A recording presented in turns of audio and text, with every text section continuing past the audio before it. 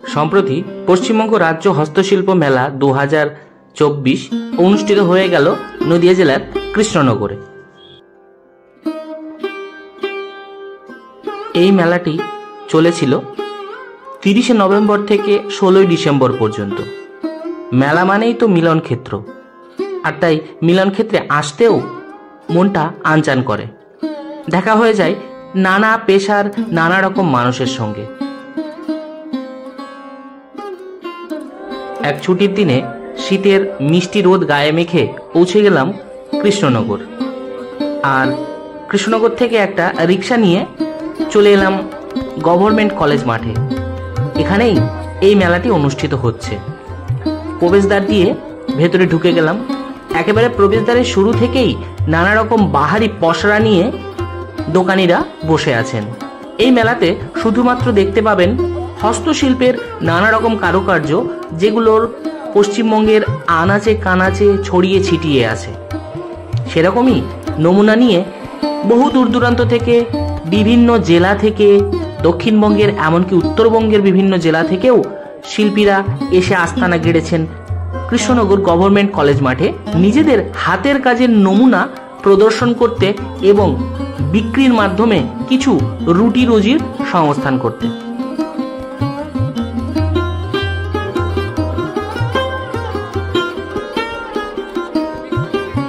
Government college মাঠের একাংশ জুড়ে এই মেলাটা ছড়িয়ে ছিটিয়ে বসেছে। যতটুকু অংশ নিয়ে মেলাটা অনুষ্ঠিত হচ্ছে, সেই অংশটা যেদিকেই তাকানো যায় না কেন, নানা রকম হস্তশিল্পের কারুকার্যে চোখ একেবারে জুড়িয়ে যায়। এই মেলাতে একদিকে যেমন ব্যাগ, বস্তা, শাড়ি পাবেন, সেরকম ঘর সাজানোর নানা রকম সামগ্রী পাবেন। এছাড়া সাজসজ্জার, জুয়েলারির বিভিন্ন সামগ্রী পাবেন। কিন্তু মনে রাখবেন, সবগুলোই কিন্তু এখানে হাতে বানানো।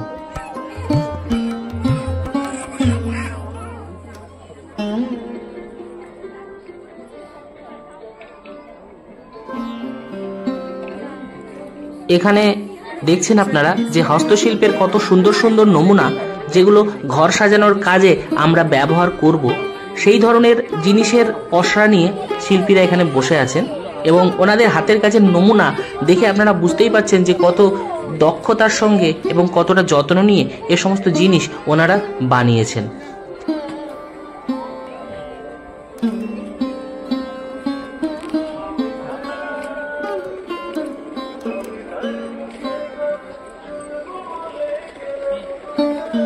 মেলার এত সুন্দর পরিবেশ চোখকে যেমন আনন্দ দান করছে, ঠিক তার সঙ্গে সুমধুর রবীন্দ্রসঙ্গীত এখানে চারিদিকে মাইকে বাজছে, যা কানকেও এক আলাদা শান্তি এনে দিচ্ছে এবং সব মিলিয়ে একটা মানসিক প্রশান্তির সৃষ্টি হচ্ছে।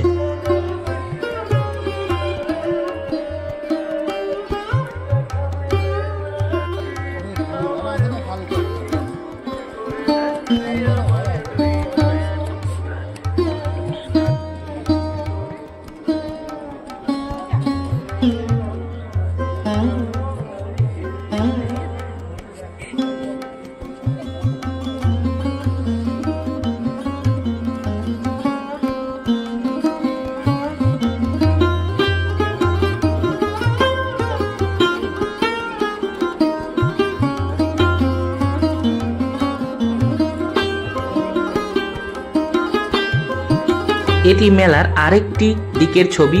এদিকটাতে একটি মঞ্চ আছে এবং যেখানে প্রতিদিন সন্ধ্যায় সাংস্কৃতিক অনুষ্ঠান অনুষ্ঠিত হয়। আর এখান থেকে গোটা মেলার চত্বরটি দেখে নিন। এই দিকটাতে বিভিন্ন গাছের গুঁড়ি কেটে বিভিন্ন রকম আসবাব এখানে বানানো হয়েছে। সেই সঙ্গে শিল্পীগণ কাজ করছেন, আপনারা দেখছেন।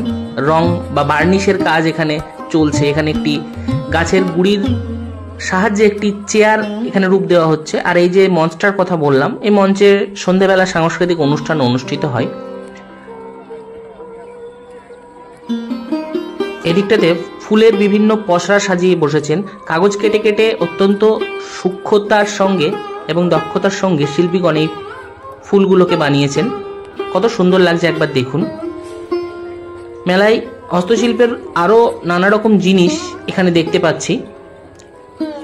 এবং মেলাটা সময়কাল হলো দুপুর 1টা থেকে রাত 9টা পর্যন্ত। যেহেতু আমরা একটু দুপুরের দিকে গেছিলাম, সেজন্যে সেই অর্থে মেলাতে ভিড় ছিল না। আশা করি সন্ধ্যের দিকে বা একটু রাতের দিকে এই মেলাতে যথেষ্ট ভিড় হবে। এখানে দেখুন হাতের কাজের কত সুন্দর সুন্দর নমুনা এই কলসিগুলির গায়ে দেখতে পাচ্ছেন, লণ্ঠনগুলির গায়ে দেখতে পাচ্ছেন। এক একটি বানাতে যে কত সময় লেগেছে সেটা কোনো আন্দাজ করা সম্ভব হলো না আমার দ্বারা। এখানে দেখুন গাছের গুড়ি কেটে কেটে কাজ হচ্ছে, আর এইখানটায় দেখুন বাঁশ কেটে শিল্পী একটি শিল্পকর্ম বানানোর প্রচেষ্টায় মগ্ন রয়েছেন। এদিকে বেতের জিনিসপত্র গোটা মাঠ জুড়ে ছড়ানো রয়েছে, বিভিন্ন রকম আসবাবপত্র, মোড়া, চেয়ার, সোফা ধরনের কিছু এখানে রয়েছে। এই দিকটাতেও কাঠের কাজ রয়েছে, কাঠের মুখোশগুলোও এখানে দেখতে পাচ্ছেন। এগুলো মূলত ঘর সাজানোর কাজে ব্যবহার করার জন্য।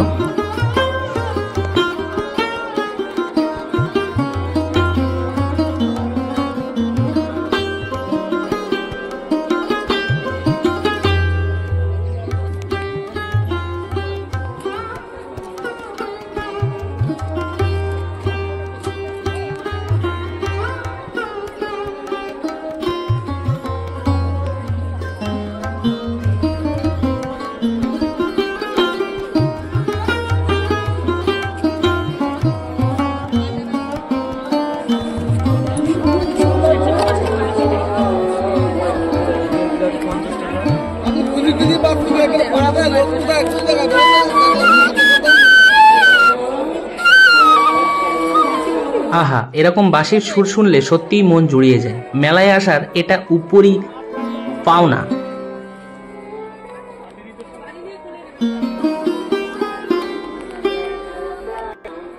কি নেই এই মেলায়, সব কিছু পাবেন এখানে এই মেলাতে। এবং গোটা মেলাটি ঘুরে দেখতেও যথেষ্ট হাতে সময় নিয়ে আপনাকে আসতে হবে এখানে। এই দিকটাতে রয়েছে মাটির কাজ, পোড়ামাটির কাজ। এগুলো মূলত উত্তর দিনাজপুর থেকে এখানে এসেছে। আমি যখন কুনোরে গেছিলাম রায়গঞ্জের কাছে, এবং সেই কুনোর যেটা একটা গোটা গ্রাম একটা পোড়ামাটির শিল্পের উপরে নির্ভর করে দাঁড়িয়ে আছে, সেখানে এই ধরনের মাটির কাজের নমুনা আপনাদেরকে কুনোরের ভিডিওতে আমি দেখিয়েছিলাম। সেখান থেকেই এনারা এসছে। এবার মেলার একেবারে ডান দিকের অংশে আসলাম চলে। এখানে দেখতে পাচ্ছেন লেখা রয়েছে ফুড জোন। আরে এতক্ষণ ধরে ঘুরলাম, পেটের মধ্যে একটু ইঁদুর তো দৌড়ানো শুরু করবেই।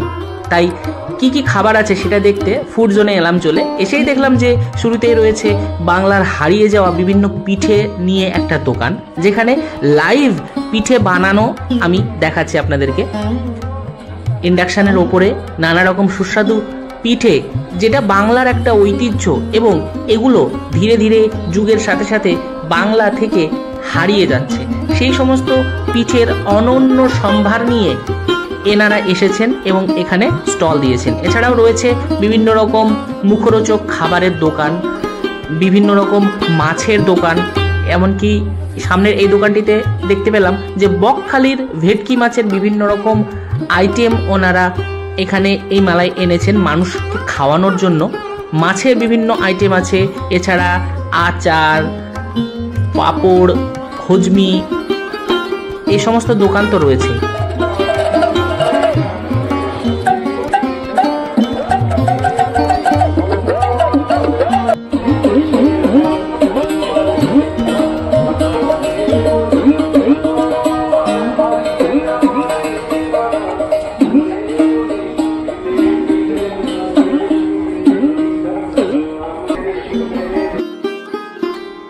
এদিকে রয়েছে, ভেতরে রয়েছে আরও দোকান, এবং যেমন এই দোকানটাতে পুজোর বিভিন্ন রকম বাসনপত্রের সম্ভারও এখানে দেখতে পাচ্ছি। আরও নানা জিনিস যেগুলো সব কিছুই এইভাবে বলা সম্ভব নয়, মানে বলে শেষ করা যাবে না, এত কিছু রয়েছে এই মেলাতে।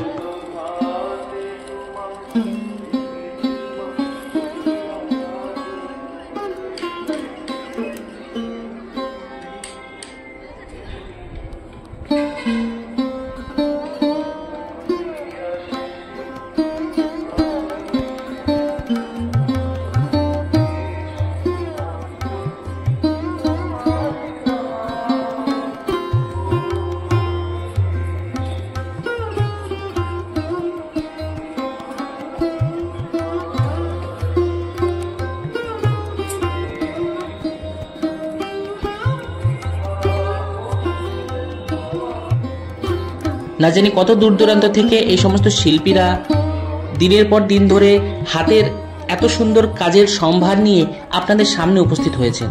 আমাদের সকলেরই উচিত এই ধরনের মেলাগুলোতে আরো বেশি বেশি করে যাওয়া, এবং এই সমস্ত জিনিসপত্র কিছু কিছু করে কিনে এই সমস্ত শিল্পীদেরকে আরো উৎসাহ প্রদান করা, যাতে এরা আরো ভালো ভালো হাতের কাজ আপনাদের সামনে আমাদের সামনে নিয়ে আসেন, এবং সেই সাথে এনাদের রুটি রুজিরও সামান্য কিছু ব্যবস্থা হয়ে যেতে পারে।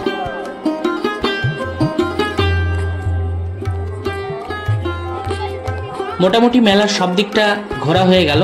খুব ভালো লাগলো এই মেলাতে এসে, এবং আরও ভবিষ্যতে এরকম ধরনের মেলা হলে চেষ্টা করব যাবার। সবাই ভালো থাকবেন, ধন্যবাদ।